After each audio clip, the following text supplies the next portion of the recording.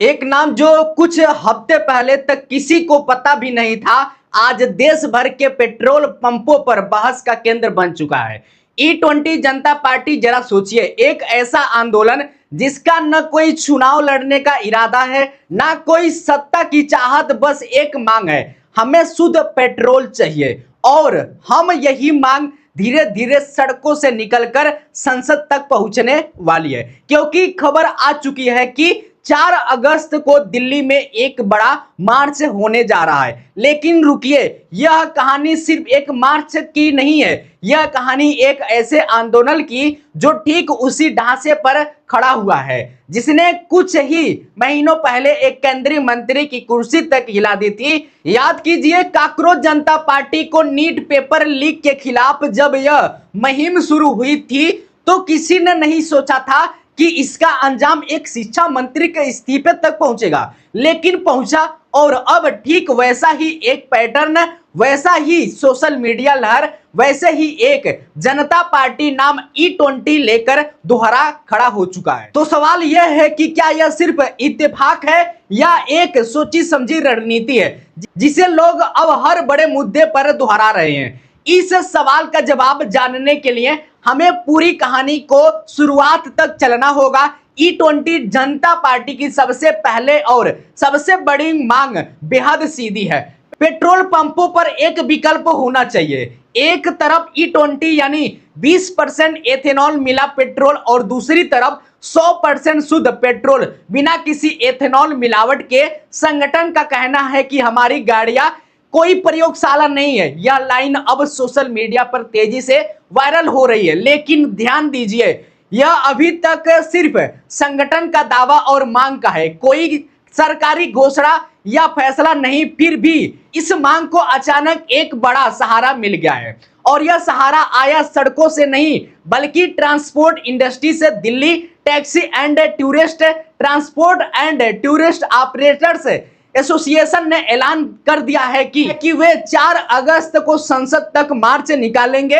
अब यहां एक बात समझनी जरूरी है, आम उपभोक्ता की शिकायत और ट्रांसपोर्ट की शिकायत दोनों की जड़ अलग है, लेकिन नतीजा एक जैसा है। आम आदमी के लिए यह सवाल है कि माइलेज और जेब का, लेकिन ट्रांसपोर्ट के लिए यह सवाल है रोजाना सड़कों किलोमीटर चलने वाली गाड़ियों को लॉन्ग टर्म परफॉर्मेंस और मेंटेनेंस लगता है। जब रोज की कमाई ईंधन की खपत से सीधे जुड़ी हो तो एक प्रतिशत माइलेज का फर्क बड़ा असर डालता है। यही वजह है कि जो मुद्दा अब सिर्फ आम वाहनों मालिकों तक सीमित रहता था, अब वह एक संगठित इंडस्ट्री बॉडी तक पहुंच गया है। और जब आंदोलन में ट्रांसपोर्ट सेक्टर से जुड़ जाए तो उसका असर सिर्फ सोशल मीडिया तक नहीं रहता, इसका असर सड़कों पर, ट्रैफिक पर और सीधे राजनीति गलियारों तक पहुंच जाता है। लेकिन यहीं से कहानी में एक और परत खुलती है, यह विरोध अचानक इसी वक्त इतना बड़ा क्यों हो रहा है? इसका जवाब छिपा है इन घटनाओं में जो पिछले कुछ हफ्तों में एक के बाद एक हुई है। सबसे पहले केंद्रीय मंत्री नितिन गडकरी बॉम्बे हाई कोर्ट पहुंचे। 86 पन्नों की याचिका दायर करके उन्होंने साफ कहा है कि E20 एथेनॉल ब्लेंडिंग योजना से उनका कोई सीधा प्रशासनिक संबंध नहीं है और यही जिम्मेदारी पेट्रोलियम मंत्रालय की है। उन्होंने मेटा, गूगल, यूट्यूब और कुछ अज्ञात सोशल मीडिया यूजर्स के खिलाफ मानहानि का मुकदमा भी दर्ज कराया। लेकिन आलोचका का सवाल तुरंत सामने आया, अगर यह उनका विभाग ही नहीं था तो पिछले कई वर्षों से मंच दर मंच, इंटरव्यू दर इंटरव्यू वे खुद एथेनॉल और फ्लेक्स फ्यूल की इतनी जोरदार वकालत क्यों करते रहे? यही विरोधाभास है जिसने पूरे मामले को उलझा दिया है। और ठीक इसी बीच संसद के भीतर एक और सवाल पूछा गया है जिसने पूरी बहस को नया मोड़ दे दिया है। 20 जुलाई 2026 को संसद में जब यह पूछा गया है कि E20 पेट्रोल का वाहन परफॉर्मेंस पर क्या असर पड़ता है, तो सरकार की तरफ से लिखित जवाब आया है कि 2023 से पहले वाहन E20 कंपेटिटिव थे, इसका कोई ठोस डेटा उपलब्ध ही नहीं है। जरा इसे ध्यान से सुनिए, जिस नीति को लाखों पुराने वाहनों पर लागू किया गया, उस नीति को लागू करने से पहले आंकलन ही नहीं किया गया था कि कितने वाहन इसके लिए तैयार थे। यही वो बयान है जिसने आम जनता के मन में यह सवाल और गहरा कर दिया, तो क्या हमारी गाड़ियां पर यह एक बिना जांचा परखा प्रयोग किया गया। और इसी सवाल के साथ एक और आवाज तेज हो गई। संसद में एक सांसद ने आंकड़ों के आधार पर यह गणना सामने रखी कि अगर माइलेज में 3 से 5% की कमी आती है तो 100 किलोमीटर पर वाहन चलाने वाले को कितने रुपए और कार चलाने वाले को कहीं ज्यादा जेब से देने पड़ सकते हैं। तर्क सीधा है, एक तरफ सरकार कह रही है कि विदेशी मुद्रा की भारी बचत हुई है, दूसरी तरफ अगर आम आदमी की जेब से ही ज्यादा पैसा निकाल रहा है तो बचत आखिर पहुंची किसके पास। यह सवाल अनुत्तरित है और ठीक इसी खालीपन में E20 जनता पार्टी जैसे संगठनों को अपनी जगह बनाने का मौका मिल गया। अब सवाल यह उठता है कि क्या सरकार के पास इन सवालों का कोई ठोस जवाब है। सरकार का पक्ष अभी भी वही है जो पहले से चलता आ रहा है। एथेनॉल भारत में बनता है, कच्चा तेल विदेश से आता है, इसलिए एथेनॉल मिश्रण से आयात बिल खड़ता है, ऊर्जा सुरक्षा मजबूत होती है और किसानों को अपनी उपज बेचने के अतिरिक्त अवसर मिलते हैं। लेकिन आलोचक अब सिर्फ नीति पर सवाल नहीं उठा रहे हैं, वे अब पारदर्शिता पर सवाल उठा रहे हैं। अगर आंकड़े मजबूत है तो सामने क्यों नहीं आते। अगर बचत हुई तो उपभोक्ता तक उसका फायदा क्यों नहीं पहुंचा। अगर विकल्प देने में कोई दिक्कत नहीं है तो हर पंप पर 100% शुद्ध पेट्रोल आसानी से उपलब्ध क्यों नहीं कराया जाता है। यह 3 सवाल अब E20 जनता पार्टी की मुहिम की रीढ़ बन चुके हैं और इसी बीच यह आंदोलन सिर्फ एक जगह तक सीमित नहीं रह गया।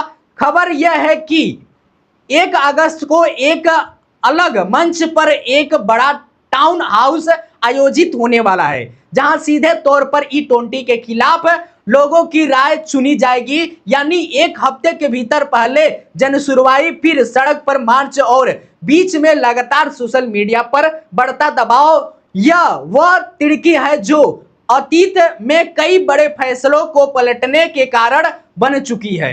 लेकिन यही एक जरूरी बात समझनी होगी, यह पूरा घटना कार्यक्रम, संगठन का बनना, मार्च की घोषणा, ट्रांसपेरेंटों का समर्थन, यह सब अभी दावों और घोषणाओं के स्तर पर है। अभी तक तो सरकार की तरफ से कोई नई आधिकारिक नीति बदलाव की घोषणा हुई है, न ही यह तय है कि मार्च वाकई किस पैमाने पर होगा। इसलिए जिम्मेदार दर्शक के तौर पर हमें दोनों बातें साफ रखनी होगी कि एक तरफ संगठन और आम जनता के गुस्से की सच्चाई और दूसरी तरफ अभी भी जो भी दावा किया जा रहा है कि वह पूरी तरह से पृष्ठ सरकारी तथ्यों नहीं बल्कि आंदोलन का पक्ष है। लेकिन इतना तय है, E20 अब सिर्फ एक ईंधन नीति नहीं रह गई है, यह अब जवाबदेही की लड़ाई बन चुकी है।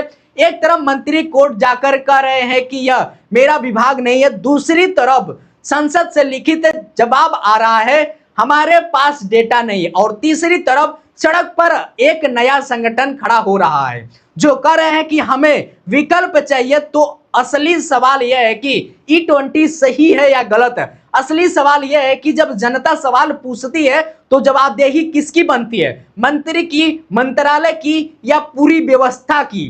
4 अगस्त मार्च होगी या नहीं, संसद में और सवाल उठेंगे या नहीं, सरकार अपना रुख बदलेगी या नहीं, इस सबके जवाब आने वाले दिनों में मिलेंगे। लेकिन एक बात अभी इससे साफ है कि E20 यह कहानी अब सिर्फ एक ईंधन की कहानी नहीं है, अब यह भरोसे की, जवाबदेही की और आम आदमी की आवाज की कहानी बन चुकी है। आपकी राय क्या है? E20 जनता पार्टी जैसे मुहिमों से वाकई कोई बदलाव आएगा या यह भी सिर्फ एक और सोशल मीडिया का ट्रेंड बनकर रह जाएगी? अपनी राय कमेंट में लिखिए, वीडियो को लाइक कीजिए, चैनल को सब्सक्राइब कीजिए। नमस्कार।